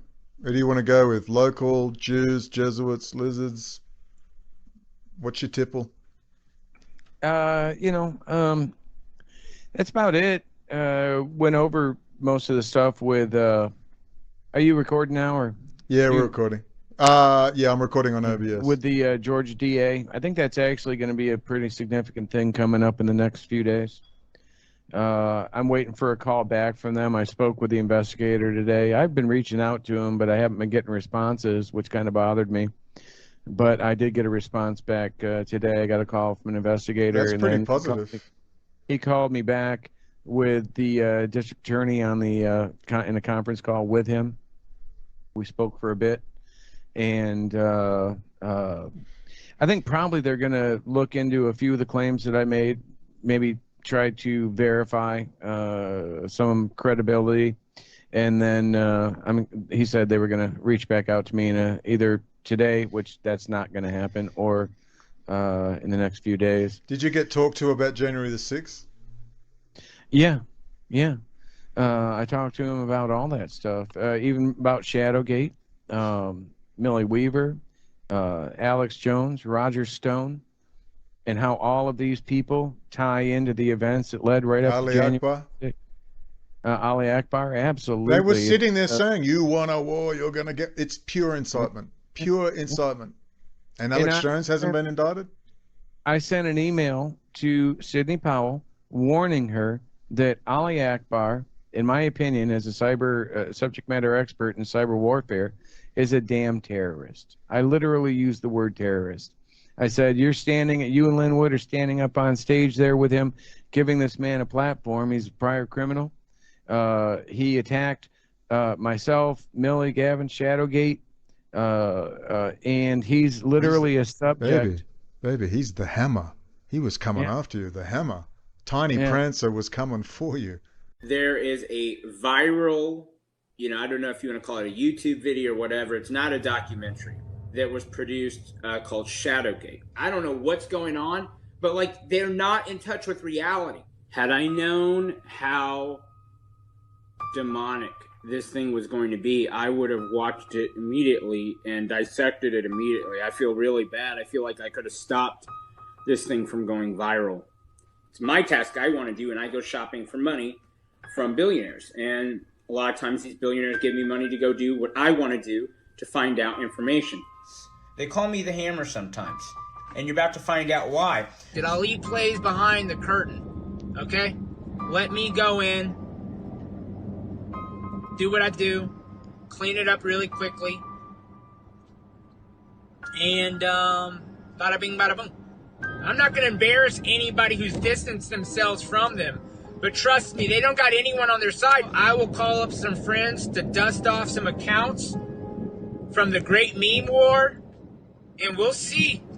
We'll see who the OG is. Yeah, well, he was like saying, "Who's the OG?" He's That's like pure Masonic, pure Masonry stuff, like Andrew Tate. But tell me if this isn't the best. I ended up just through happenstance finding somebody who was good friends or who knew his manicurist, his mani-pedi, in Colleyville, Texas.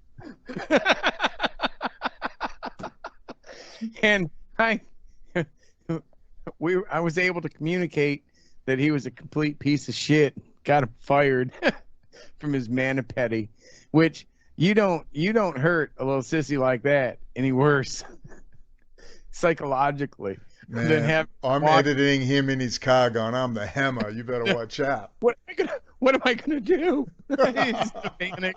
I've got to meet the president.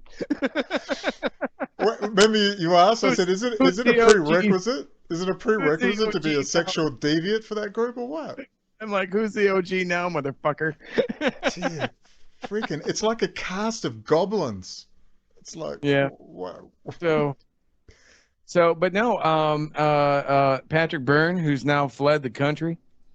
Why isn't he listed in that indictment? And by the way, I got an email from Patrick Byrne showing, answering a list of interrogatories that claim that his investigators did an investigation into Tory. 3 of them. They interviewed her, and they came back. This are his words, that she couldn't be trusted with anything, that she lied all the time, and he said that by me coming there with her, I was painted with the same brush.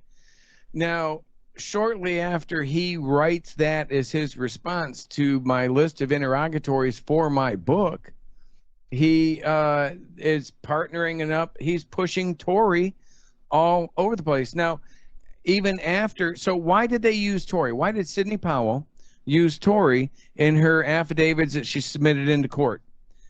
Right? Were they the same affidavits that said a Venezuelan dogs walker's friend, commander, second cousin twice removed, heard a conspiracy at a bar in somewhere? I mean, it was ludicrous.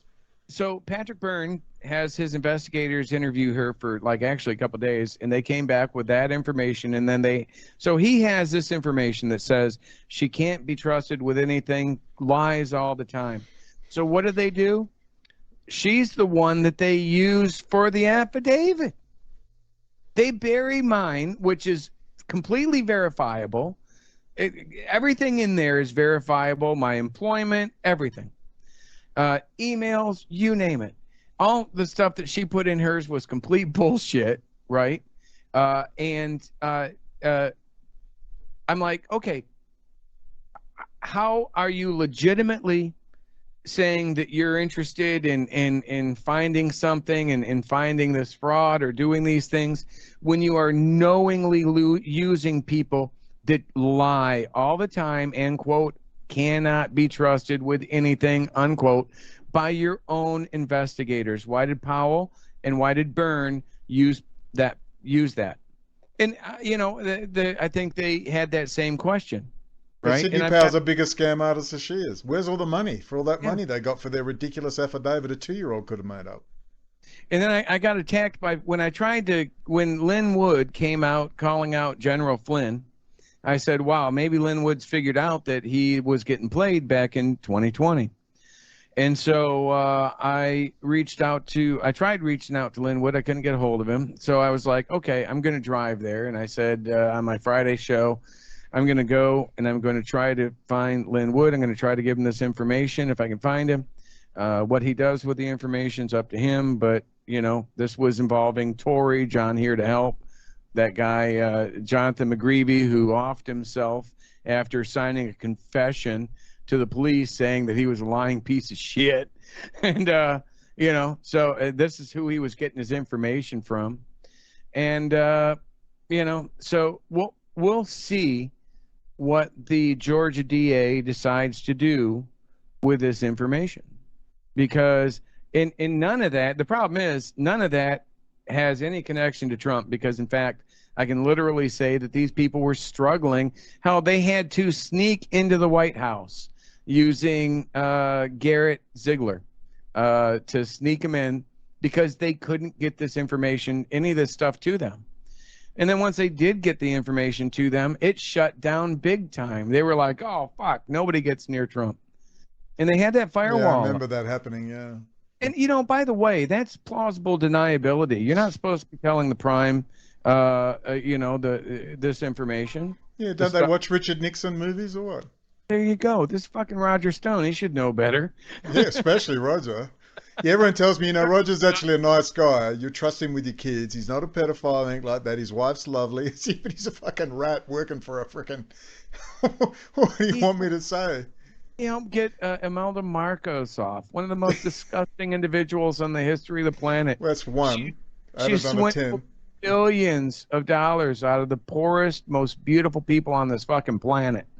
I can't, you know, and he and Paul Manafort, you know, went out and helped them rebuild their image as their public relations people. And it's just I'm like, why are these church groups getting behind someone who was people that were just involved in this stuff for the last 30 plus years? They're selling their souls to try to win. And if you're going to end up winning, if you need to be worse than your enemy to win, you've won nothing. You've absolutely. If you got to set people up with sex workers, I mean, what do you want me to say? It's like, that's how you win your politics? Hmm? And I said, that's normal. That's the way it is. I said, no. He's an effing rat. He can go to hell. Maybe he is good. Maybe you would leave your kids with him. Maybe his wife is really nice. Not the point. And the same with Flynn. I said, but for God's sake, they're hanging around major drug trafficking routes. He's hanging around the Turkey, Israel, US drug with Russia, drug money laundering, weapons trade gang that Sibel Edmonds exposed in 2006 on the documentary Kill the Messenger, the FBI whistleblower. And Flynn, what are we meant to say? Look at the people you're hanging around. And then going, Islamic terror, it's Islamic terror. I said, dude, Islamic terror ain't running the cyber of the world and your electrical grid. Israel is. They create the damn terrorists. They run the damn terrorists. You know, their biggest recruiter of Arab terrorists is Yisrael Hosseini. He's a Syrian Jew born in Damascus, 2IC of the Shin Bet. And he warned the Europeans. I promote him regularly, where he said in 2014 to the European diplomats, if you do not support us, the day will come when jihadis will be in your beds, in your kindergartens, and in your shopping centers. And sure enough.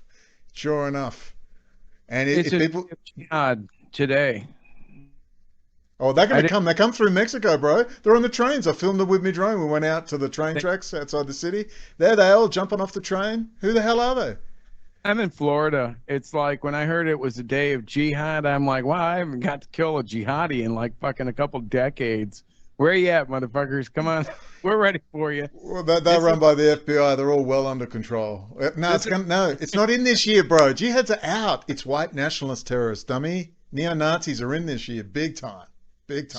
So you see Hunter Hankey's joined us? Who's that? Where? What? Oh, you can't maybe... Oh, yeah. I mean, it's probably as big as that. I mean, he's packing in more ways than one. I don't think there's a lot of people never seen the pictures. Yeah, no, that's Hunter Hankey. But it's a likeness. That's not like an AI. That's a pure likeness. That's like real art. Yeah, no, that's Hunter Hankey. And what he's holding is his laptop, right? And his crack.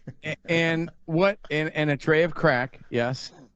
And what he's holding there on his laptop is a picture from his laptop that he took of his poop. So he's into eschatology. He's either German or Jew. So we decided. I'm like, I don't know if you've seen his videos. Yeah, I saw some of it. Yeah, this guy's hung like a horse. I'm like, if you go posting his porn videos, you're going to turn him into the next Paris Hilton. He's going to be the next fucking president. So I thought, better idea, post his poop. He was very proud of it. So that's maybe it was before his colonoscopy or something. We don't know. Maybe he was looking for blood in the. So this is funny though, right? So that's hanky, right? Because which I'm trying to get on South Park for the next Christmas special. I want him to be the this is Hunter Hanky, Mr. Hanky's crackhead brother-in-law or something, right? And the funny thing is that guy Kevin Morris, Hunter's attorney, he was one of the original. He's a Hollywood attorney.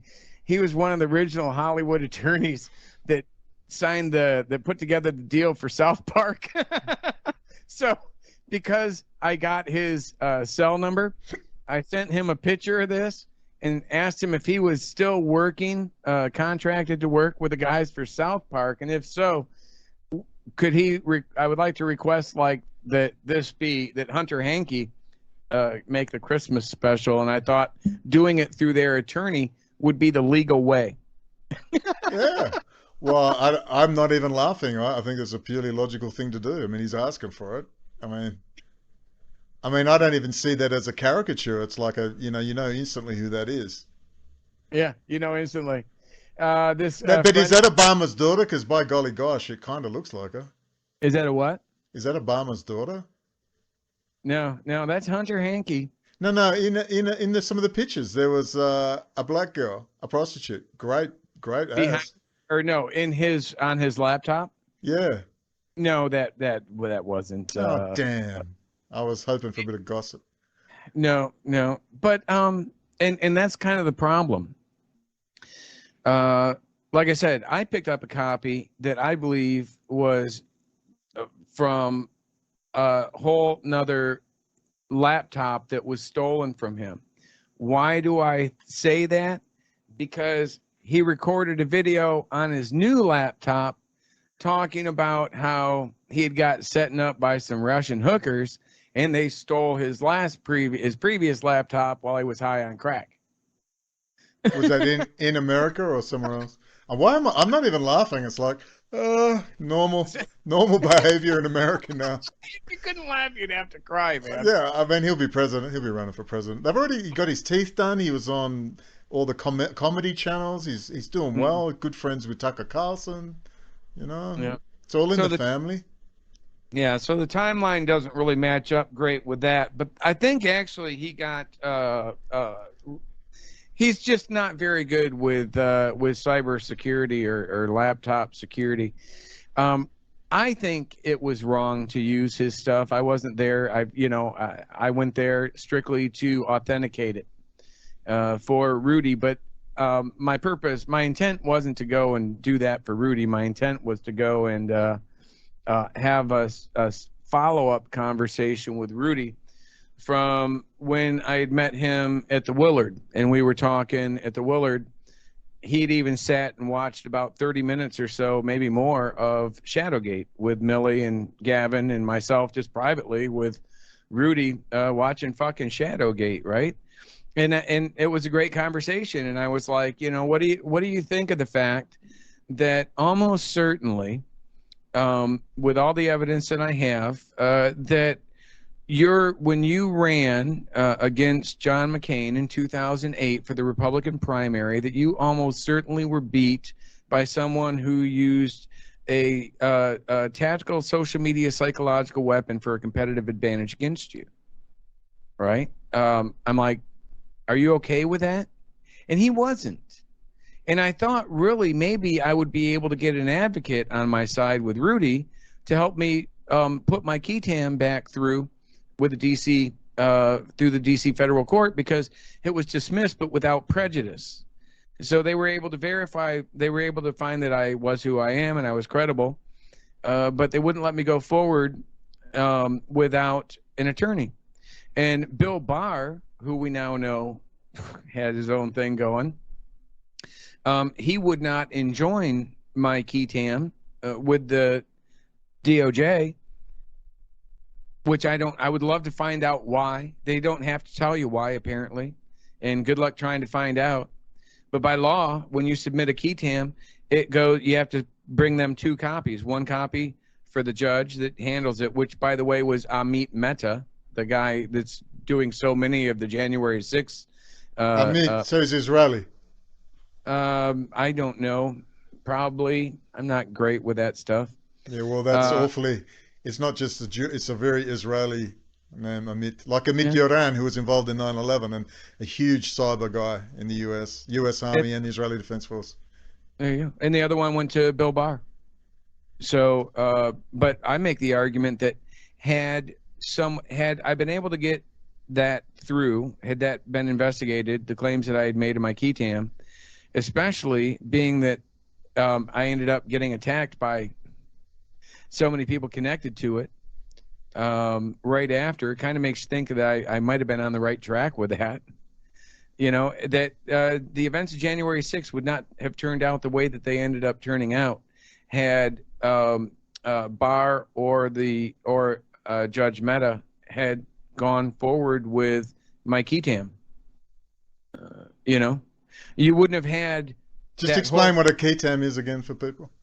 It's a key tam is a whistleblower lawsuit that was started. It's called the Lincoln Law.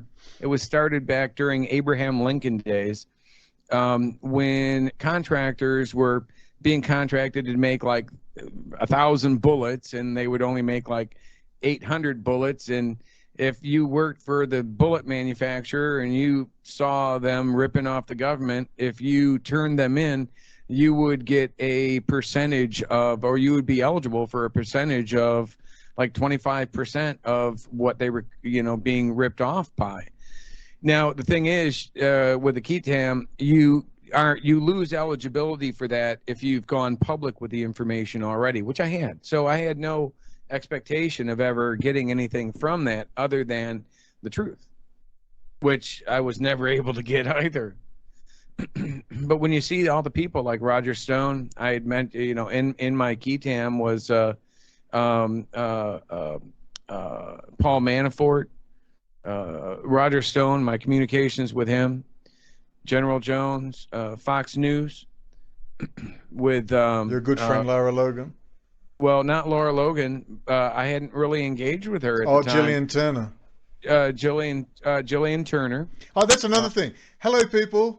So you pointed out stuff that no one even seems to blink at. Jillian Turner is on the board, am I correct, of Denology, and a good friend of General Jim Jones and Jim Jones. The vice president of Jones Group International. Jones Group, and she's a freaking reporter on Fox News. She's not a reporter on Fox News. She's the White House correspondent. I mean, it's like, hello, yoo-hoo, internet, men think they're women. Islamic Jihad. It's like, hello. The vice president of the largest Saudi energy lobby in D.C. Boring. Is she transgender? Can't make this shit up, man. Can't make this shit up. And no one blinks. It's like, yeah. It's like, I'm like, you know, could stop it. If I had been able to expose the relationship, the weaponization of what our government was doing by actually, you know, weaponizing social media, either with fake accounts that we now know that Twitter was doing for the military. You can't do that. We weren't allowed to use Twitter or any of these things because we weren't through the military. We're not allowed to psyop Americans. So we had to be. I need to stop you. I need to stop you. You don't get it, do you? Remember when you looked at me and I was complaining I couldn't get any out, and you looked at me with those sad eyes and said, "Brendan, we don't spend tens of billions of dollars so you can get your message out." It's like, why aren't you listening? And I'm like, but we must be able to get through. But what you're missing there is, they're not Americans. This is Kissinger and Associates. This is a private East India corporate company running back to the European banking and cartels in the city of London. A grade, right? My personal knowledge ends with Jim Jones, General Jones. Yeah, and he's there at the Atlantic Council hanging with Heinz Kissinger giving awards to Rupert Murdoch. Yes, yeah. And again, you got Jillian Turner there at Fox News. Fox News was nothing more than a Republican IA operation. But by saying that, as a Republican, I think that's a bad idea. I don't want to be manipulated by my government. But on the same note, if you don't think that CNN and MSNBC and all of those are just ran by the leftists, then you're not paying attention. Yeah, but we know that. It's all the people. same. Soros and Kissinger are friends. It's the same right, left, run by the same people. McChrystal Flynn. Flynn was McChrystal's right-hand man. Yeah, and Flynn's brother. They go back in McChrystal and McCain and Jones go back 40 years. These people, I actually redid, and you were big on Kay Griggs.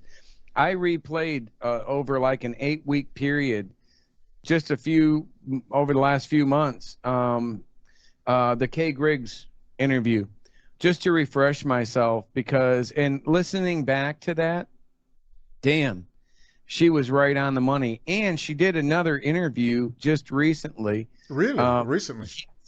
Yes. I know some. link. Brendan didn't. Yeah, she recently did. I'm out of the loop. I've been so unwell in just the last few months coming good. You had a lot of information on Kay Griggs. You mentioned her many times. So when I saw that interview, it was spectacular. And it was interesting following her opinions on some of the stuff. She has different thoughts about like the Clintons now than she did before. She was more defensive of them. And defensive of James Comey too, and Robert Mueller. Yeah. But she was calling all those people out. She was calling out, the journalists. She was ahead of her time. Way incredible. That'll be a movie one day. But I mean, even James Comey, I said, I don't know what's wrong with the Trump-tards people. He got Donald Trump in. James Comey got Donald Trump in. If he'd have indicted Hillary Clinton, Bernie Sanders would have been running. And I don't know if Trump would have beaten him. So I don't know why people just hate James Comey so much. I mean, to be honest, he was kind of doing his job. What was he meant to do? They had all this information. I wouldn't have liked to be in his shoes. What's amazing, though, is not James Comey. It's his 2IC. What was his 2IC's name? He gets $1 million off the Clinton Foundation so his wife can run, and he was allowed to sit there and go in on that investigation? Yeah. That's a freaking absurd. Yeah. They don't even hide it anymore. They don't have to. They control the narrative. And, what's the first thing you do when you invade a country? You take out their comms and replace them with yours. And so, this invasion of America began with people like my former boss taking the things that they learned overseas, even using their same networks. Like, look, I mean, you got Sarah Carter, you got Laura Logan. These were Flynn's assets over in the sandbox, for a long time. And, the thing that pisses me off about these people like Laura Logan and Sarah Carter is that, how many soldiers died over there because their bullshit reporting, just with their heads up their asses of people like McChrystal and Flynn. How many soldiers died perpetuating the war because they just kept it all, bullshit, and just kept feeding us bullshit? Yeah, well, you'll understand it when I kind of respected Flynn a little bit, because I remember him complaining with others that if you sack Paul Bremer, who's the 2IC of Kissinger and Associates, Paul Bremer, the Tsar of Iraq, that gang and the neocons walked in and said, we're sacking all the Ba'ath Party. And I'm sure it was General Flynn, or at that stage he was with McChrystal and the gang over there. He said, that's a bad idea. You're going to create an insurgent. You're going to kill a lot of Americans, a lot of civilians.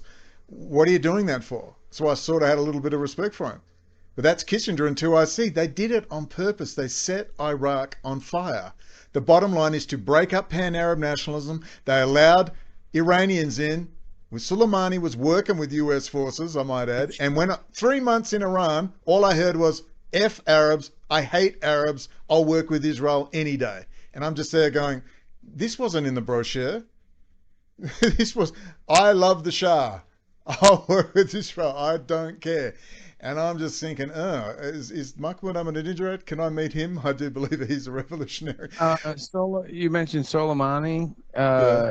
The guy the Iranian that Trump blew up, he mentioned Soleimani the other day.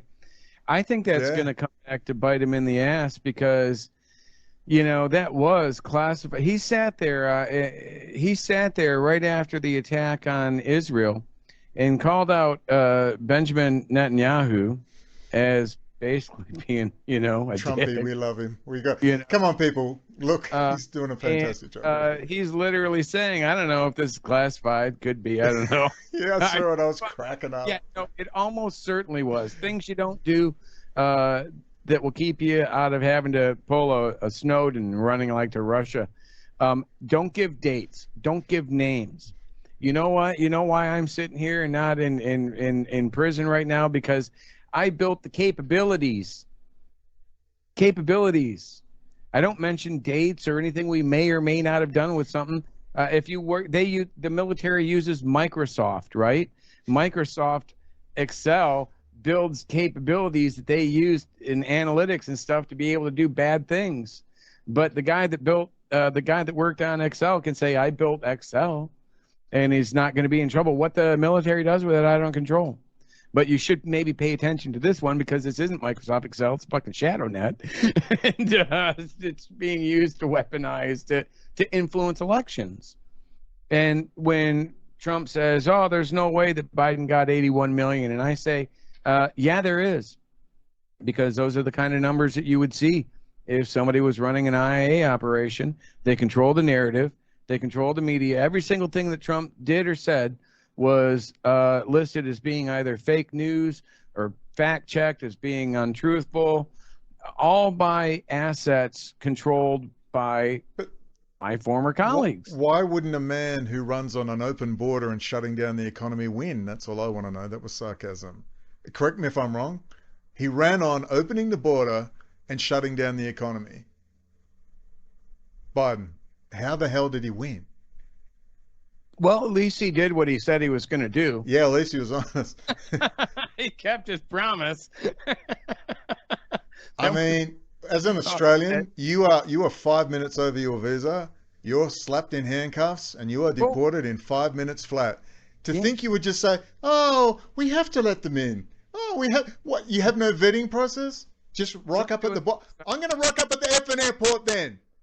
In Dallas, Fort Worth. Hey, everyone, I hear there's open borders. I wonder how long I'll last. And Americans just sit there, isn't it terrible? I'm so angry. I'm just so angry. I don't get it, Pat. Are you demoralized or something? Try doing that in South Korea. It's $1,000 fine a day, which will add up very quickly. And if they do catch you illegally there, overstaying your passport, they'll first put you in jail for however much time that's required, and then they'll take you to the airport. They'll try to get the fine out of you, and you'll never be able to come back until you pay the $1,000 a day fine for however long you overstayed, which not a lot of Filipinos that like to overstay their visa there ever come back. So the point is you can have immigration, which you might want for various reasons. They want it to disrupt the community and as a cover. If you wanted a poorer person, you can psychologically profile them because you've got all their data anyway. They've all got phones. And you could get the best of the best come in. Why would you just open slather it? There's got to be another reason. I don't know. Jihadi tax? It could just be cheap labor. No, but you can do that anyway, legally. Why do you need to just open the... I did a thing the other day on my last show where it was I played like a video where somebody was talking about how influential the Chamber of Commerce is in wanting to bring illegal immigration. I can also show you on the ShadowNet flyers examples of on the flyers that they used of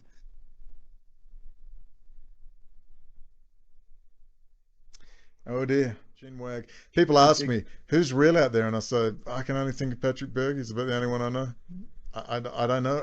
I don't know anybody like who's at a level to talk about. I don't know. Not the most artful, but one of the reasons, and it pisses you off a lot of times, that I don't go into these other areas.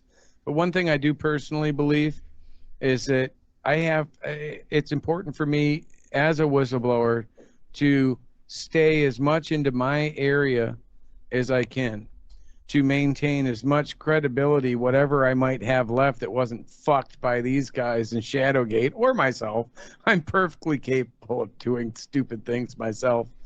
But, by not going off into areas that I don't have evidence of or pushing things that are considered conspiracy theories, I try to stay in the area that I know as a whistleblower to maintain at least a little bit of credibility when the time hopefully comes that I can get in front of the committee, the subcommittee on the weaponization of government, and say, by the way, half the people on this committee are listed here as subjects in my weaponization of the government. Well, you know what? We got to talk some more, and we got to get involved. Paola's PhD. She's amazing. She's Italian, speaks French, works in the UK, lectures. She's a PhD in psychology. She does like air crash investigations. She's been doing great work with others, slowly but surely. I'm not the most patient person. I just don't think it should take you 6 months to make a flyer, but a lot of people are doing stuff privately around the world. And I think what you're talking there needs to be put into physical materials and with QR codes, and maybe I can make a few little videos. Let's see if we can't do that over the next 12 months, maybe. We're not working with each other. We're not married. We're just exchanging information, everybody, okay?